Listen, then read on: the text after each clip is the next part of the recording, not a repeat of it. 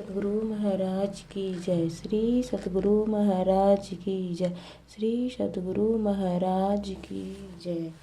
साधकों के लिए संसार में संयम तथा रहनी गहनी से संबंधित कुछ विशेष महत्वपूर्ण बातें पूज्य गुरु सेवी स्वामी भगीरथ दास जी महाराज द्वारा रचित पुस्तक साधक पीयूष से। नंबर 1, साधकों को भोजन करने के समय कम से कम गुरु प्रदत्त मंत्र का मन ही मन जप करते रहना चाहिए, क्योंकि भोजन करने के समय जिस विषय का चिंतन किया जाता है उसका प्रभाव सूक्ष्म रूप से रक्त में प्रविष्ट करते जाता है। फलतः वैसी मनोवृत्ति हो जाती है। विषयों का चिंतन जप ध्यान करने में बाधा उत्पन्न करता है।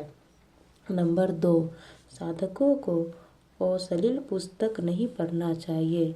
यहाँ तक कि अश्लील चित्रों और संगीतों को देखने सुनने का प्रयास नहीं करना चाहिए, क्योंकि विषय सूक्ष्म रूप से आँख और कान इंद्रियों के द्वारा अंतःकरण में प्रविष्ट कर जाता है, जो अंतर्साधना में बाधक उत्पन्न कर देता है। साधकों को इससे बचते रहने का प्रयास करना चाहिए। साधकों को नंबर 3, साधकों को अध्यात्म ग्रंथों का अध्ययन मनन करते रहना चाहिए।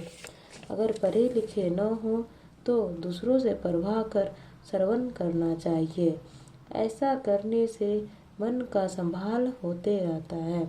नंबर 4, साधकों को किसी भी बात में फंसकर बहस नहीं करना चाहिए, क्योंकि ऐसा करने से मन उसी बहस की गुत्थी सुलझाने में उलझा रहता है और जप ध्यान करने की संलग्नता में शिथिलता आ जाती है। साधकों को इससे बचकर रहने का प्रयास करना चाहिए। नंबर 5, साधकों को याद रखना चाहिए कि हृदय की मलिनता साधना में प्रगति नहीं होने देती है। नंबर 6, साधकों को किसी का पक्षपात नहीं करना चाहिए, क्योंकि यह साधना में विघ्न डालता है। नंबर 7, साधकों को अपना दैनिक कार्य करने के समय में भी गुरु प्रदत्त मंत्र का जप या अपने इष्ट का मानस ध्यान या अपने चित्त को अपने निशाने पर लगाकर रखने का प्रयास करते रहना चाहिए। इसी प्रयास के बदौलत भगवान बुद्ध के 1000 भिक्षुगण उनके साथ साथ आकाश में उड़ते थे। नंबर 8, साधकों को एक आसन से बिना हिले डुले अधिक देर तक बैठने का प्रयास करना चाहिए, क्योंकि देर तक बैठे बिना परमात्म अनुभूति नहीं होती है।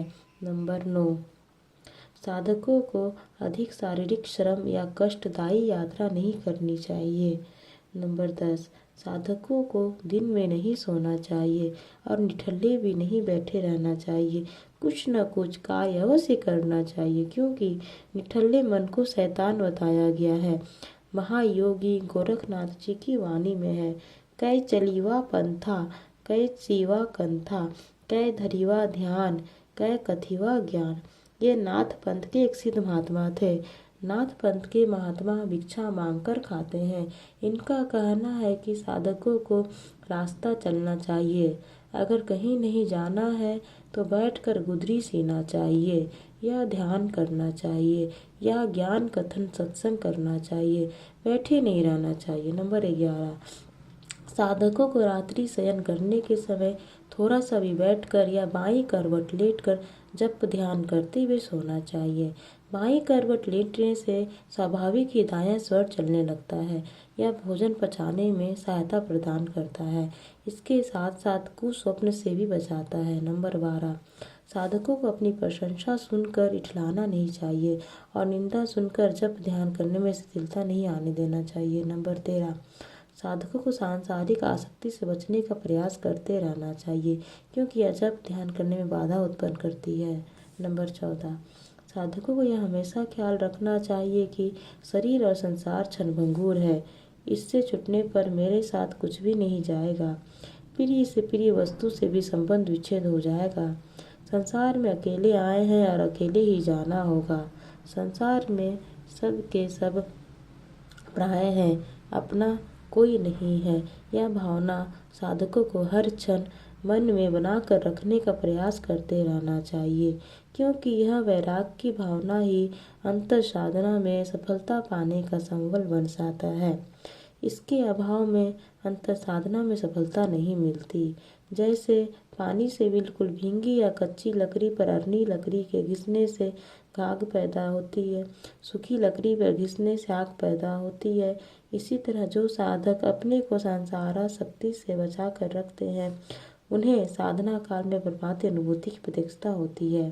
पूज्य गुरुदेव की वाणी में आया है, अनासक्त जग में रहो भाई, दमन करो इंद्रिय सुखदाई, महर्षि में ही पदावली। नंबर 15, साधकों को याद रखना चाहिए कि संसार का भरोसा रखने वाले के ऊपर संसार चढ़ जाता है, उसकी साधना पथ में उन्नति हो जाती है। नंबर 16, साधकों को अपनी विद्या, बुद्धि, यश, बल, पद, धन, जाति, संगठन आदि का अहंकार नहीं करना चाहिए, क्योंकि यह अहंकार उनके साधना पथ से नीचे गिरा देता है।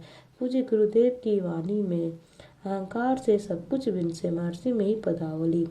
जो इस अहंकार से अपने को बचा कर रखते हैं उनके लिए संत कबीर साहब कहते हैं, मद तो बहुतक भांति का, ताहि न जाने कोय, तन मद मन मद जाति मद माया मद सब लोय, विद्या मद और गुणहु मद, राज मद उन्मद, इतने मद को रद्द करे तब पावे अनहद। साधकों नंबर 17, साधकों को झगड़ालू स्वभाव का परित्याग कर देना चाहिए, क्योंकि यह साधना पथ की उन्नति का बाधक है। नंबर 18, सभी कोई मेरी बातों को माने, मेरे ही कहने पर चले, यह भाव अंतर साधना की उन्नति का बाधक है।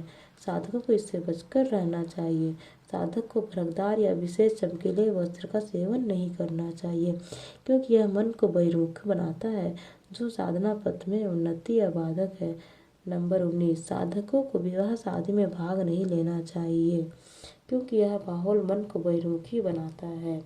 नंबर 20, साधकों को कभी कभी शमशान घाट अवश्य जाना चाहिए। वहां जाकर शरीर की नश्वरता का मन ही मन चिंतन करना चाहिए। इससे वैराग्य की उत्पत्ति होती है, जो साधना पथ में उन्नति का कारण बन जाता है। नंबर 21, साधकों को महात्माओं का संग अवश्य करते रहना चाहिए, क्योंकि इनके संग से जप ध्यान करने की प्रेरणा मिलती रहती है। जैसे गांव घर में माँ बहनें लकड़ी की जलावन से भोजन बनाने के समय बीच बीच में जलावन को चूल्हे में घुसाने के लिए उकसाती है, जिससे आग जलते रहता है और भोजन बनकर तैयार हो जाता है। अगर वह जलावन को उकसाना छोड़ कर दे तो आग बुझ जाएगी, भोजन पूरा पूरा बन नहीं पाएगा। इसी तरह साधु महात्माओं का संग करते रहने से जप ध्यान करने की प्रेरणा मिलती रहती है और परमार्थी अनुभूति भी होती है। इसके अभाव में शिथिलता आने लगती है।